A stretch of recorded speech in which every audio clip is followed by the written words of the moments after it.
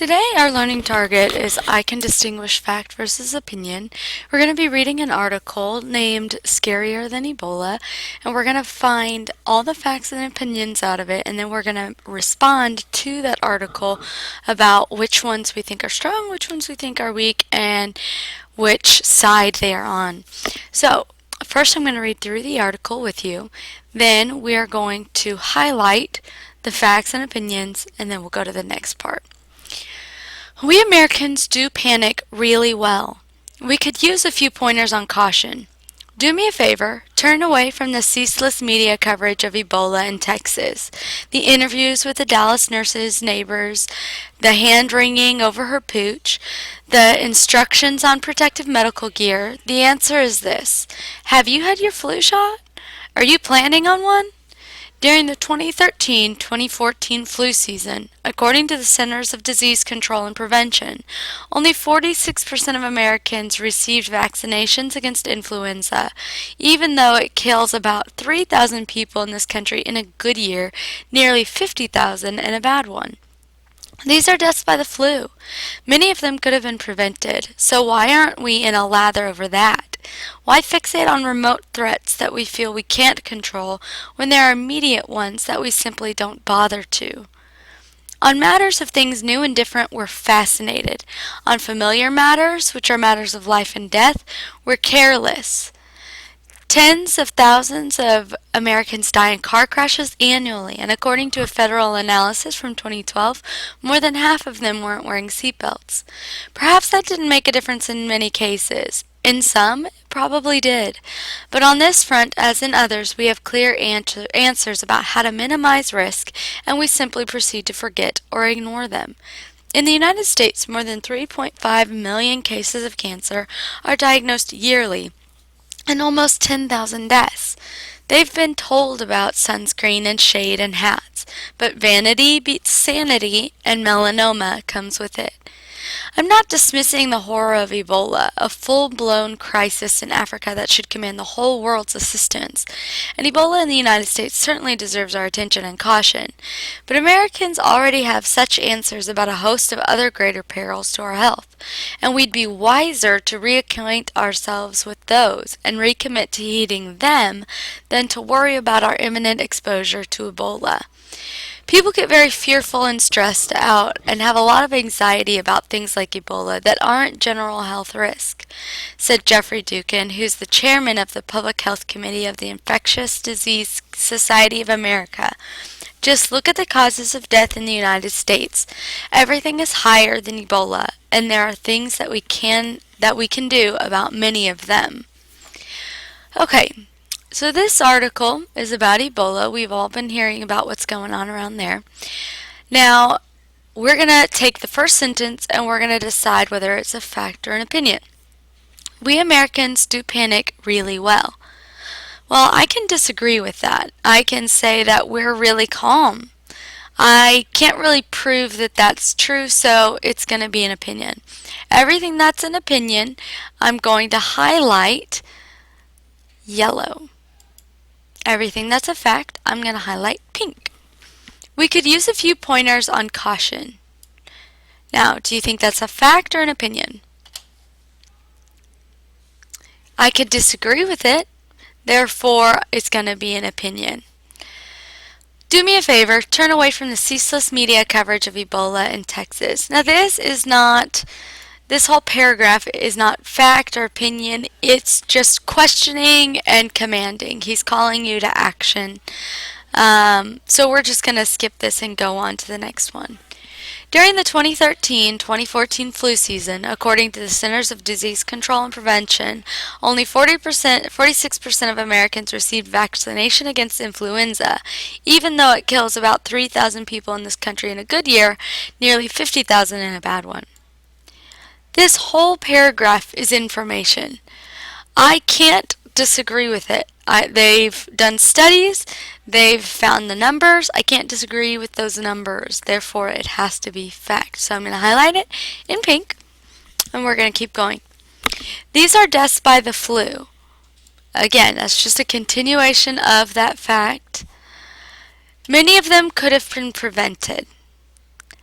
Now, can I disagree with this or can I prove it?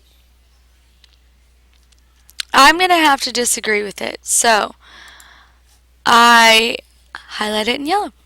So why aren't we in a lather over that? Why fixate on remote threats that we can't feel, we can't control? This, again, is just questioning, not fact or opinion. On matters of things new and different, we're fascinated. On familiar matters, which are matters of life and death, we're careless. If I can disagree with it, it's yellow. If I can prove it, it's pink. And I can disagree with that. So, yellow. Tens of thousands of Americans die in car crashes annually, and according to a federal analysis from 2012, more than half of them weren't wearing seat belts. Okay, this can be proven. I can't disagree with a study that they've done, so I'm going to highlight it in pink. Perhaps that didn't make a difference in many cases. In some, it probably did. But on this front, as in others, we have clear answers about how to minimize risk, and we simply proceed to forget or ignore them. This whole thing is an opinion. I can disagree with it. I can say probably it didn't make a difference, or that it did make a difference. It's just their opinion. Okay? On this front, we have clear answers about how to minimize risk. We simply proceed to forget or ignore them. I could say that that's not true. I've seen many people get their flu shots. I've gotten my flu shot. Therefore, I can disagree with that. Okay. In the United States, more than 3.5 million cases of cancer are diagnosed yearly. It's a fact. They've been told about sunscreen, shades, and hats. Do you think that's fact or opinion?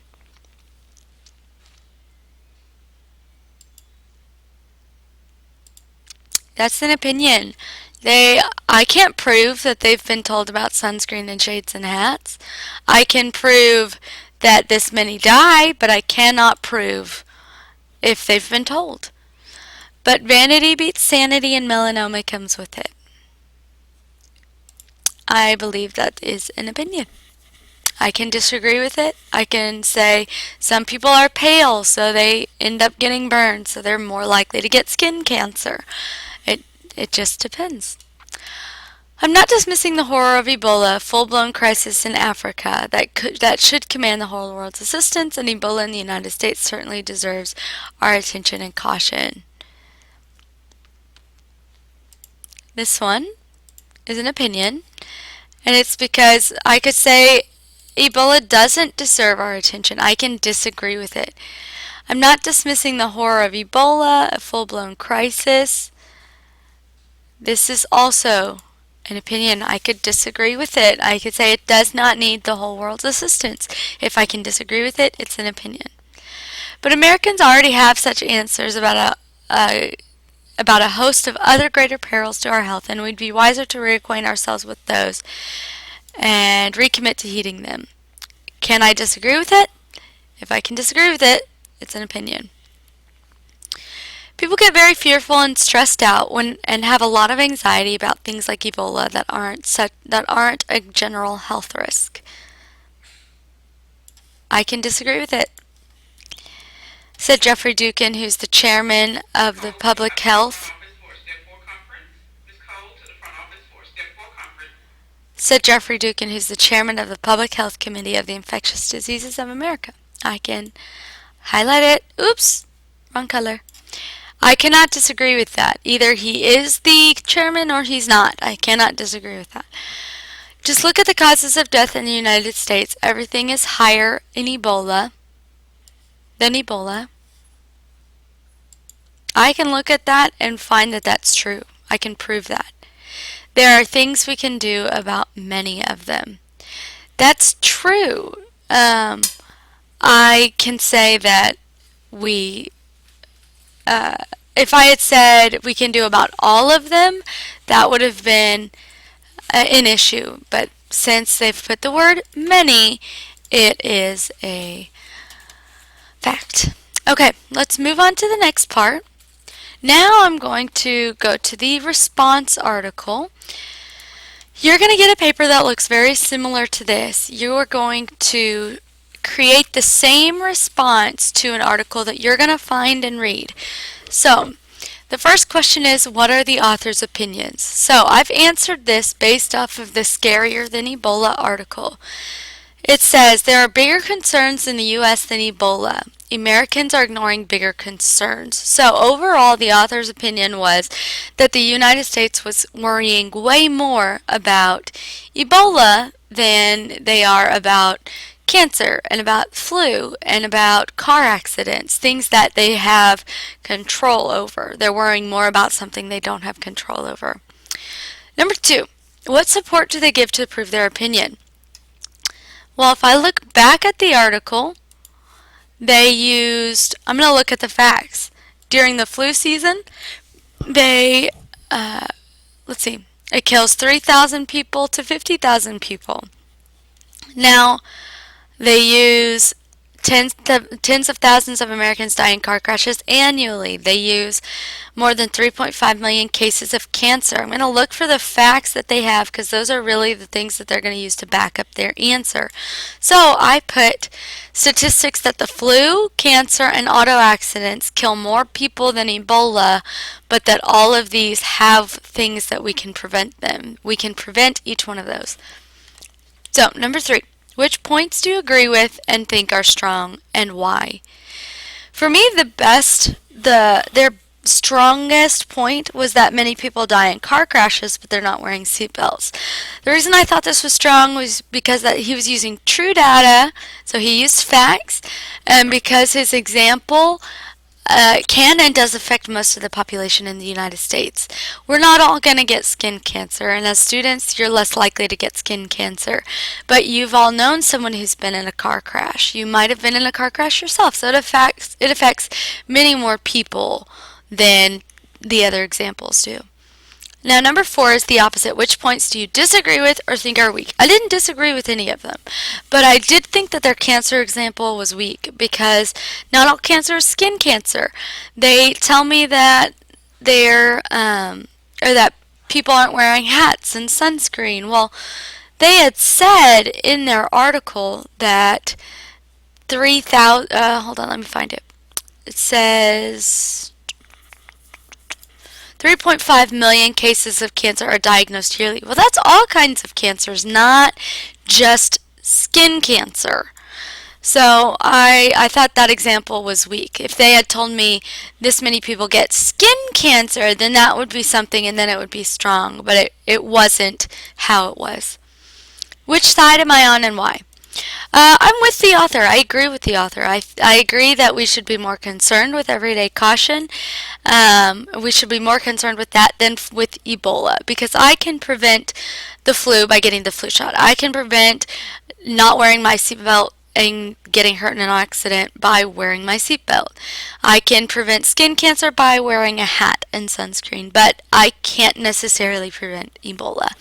So I agree with this author. Now it's your turn. You're going to receive an article that looks like this. You're going to have 2 sides, and then you're going to go to the internet. So I'm going to open up a browser, and I'm going to type in, up at the top, I'm going to type in newsela.com. Now you can pause and type that in, or you can just do it while I'm talking to you. Type in newsela, and then you want to go to this magnifying glass. Then in the search box, I want you to write pro/con. And it's going to come up with some articles. It is your job to choose one of these articles and write the response just like I did on your piece of paper. So you're going to do pro on this side and you will do con on this side. You choose an article. I'm going to choose this one. So it'll open, and if you see, it'll say pro and then Con. You're going to read both and find your facts, find your opinions. You're going to print it out, highlight those facts and opinions, and then write the response. If you come over here and you click 790, it'll become easier to read. If you have any questions, come find me. Thanks.